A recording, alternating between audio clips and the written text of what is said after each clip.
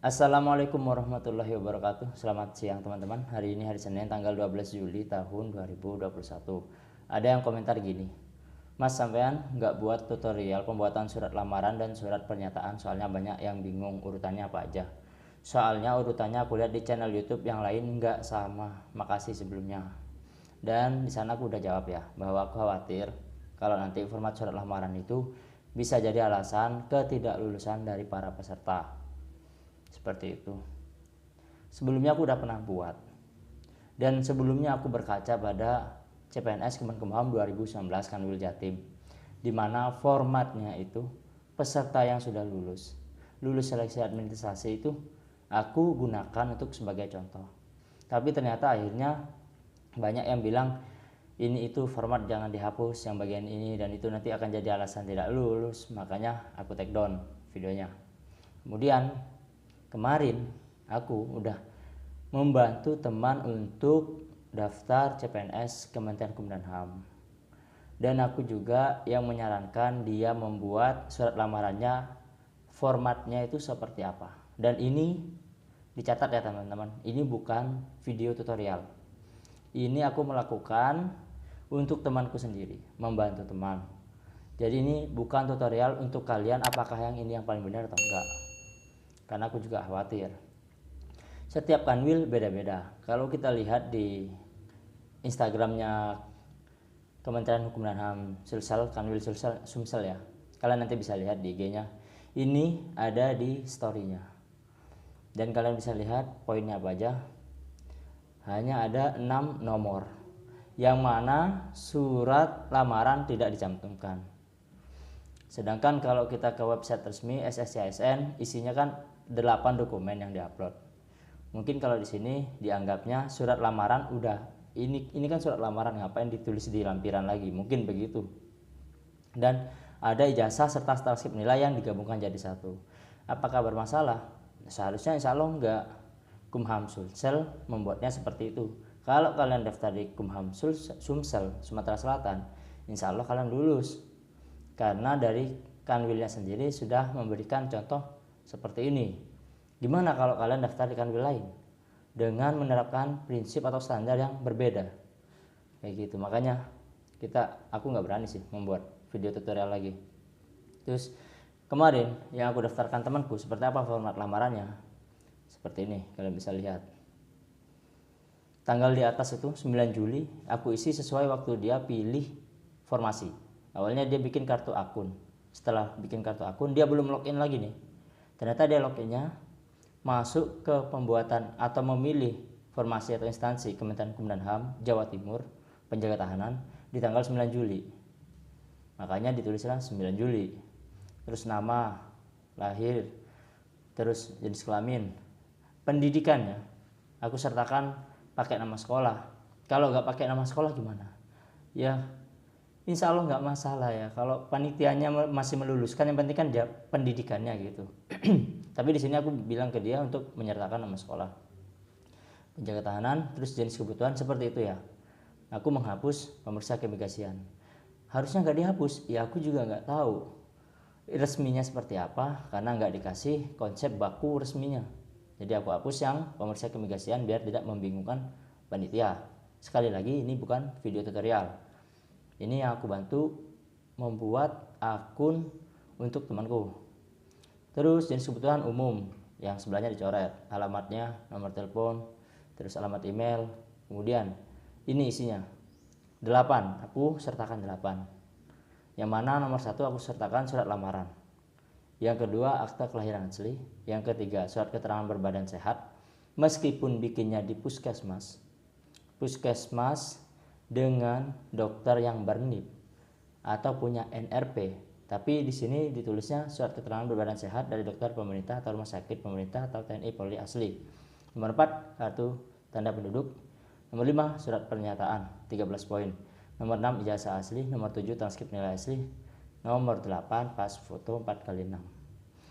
Kalau aku merujuknya di sini dari website SSCASN. Urutannya kalau aku ngikuti dari website resmi SSCASN ketika kita unggah dokumen.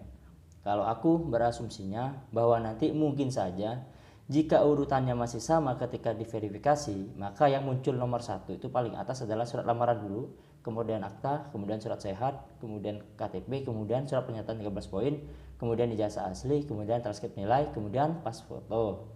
Kayak gitu. Terus kalau tata tulisnya, aku ngikutin dari pengumuman resmi, meskipun ada yang aku hapus. Kayak gitu ya. Itu ada tulisan ditanda tangani dengan pena bertinta warna hitam, itu ngikutin dari pengumuman resminya. Kalau kalian buka pengumuman resmi, nanti ada yang lebih lengkap.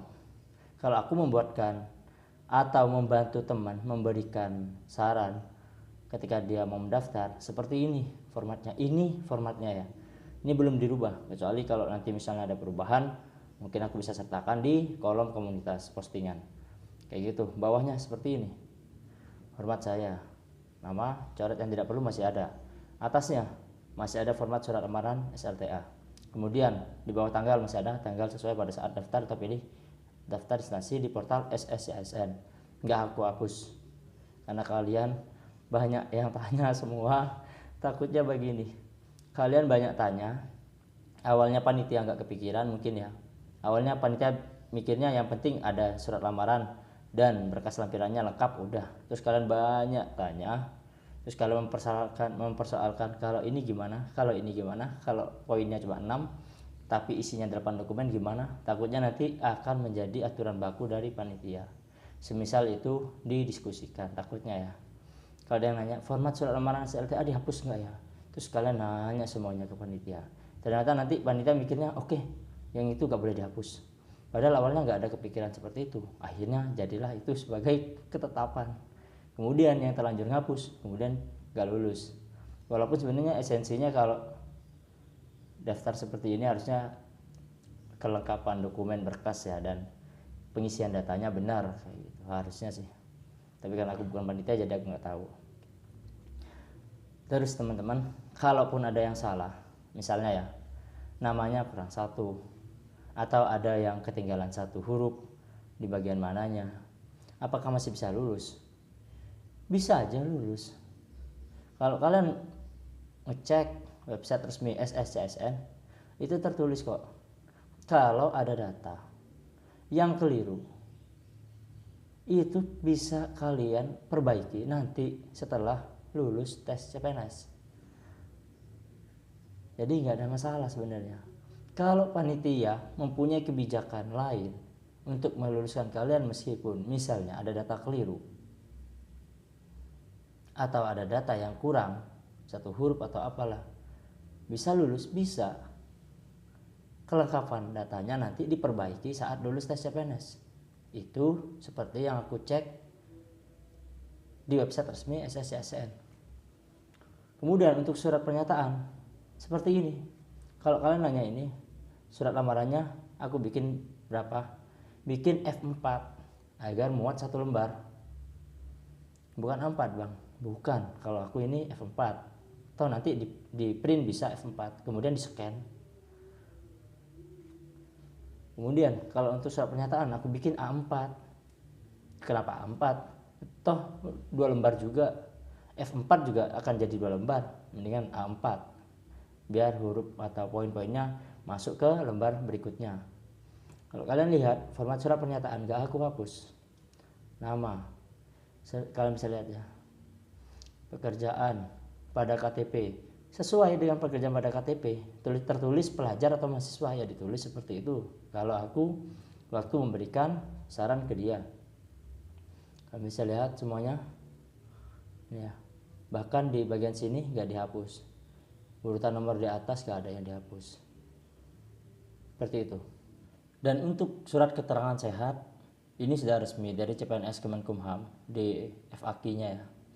Bagi pelamar yang kesulitan dalam pembuatan surat keterangan sehat baik rumah sakit pemerintah maupun puskesmas dapat dibuat oleh klinik umum dengan ketentuan bagi pelamar dengan formasi SLTA sederajat mencantumkan tinggi dan berat badan. Gak ada lagi ketentuan bahwa harus punya NIP dan punya NRP.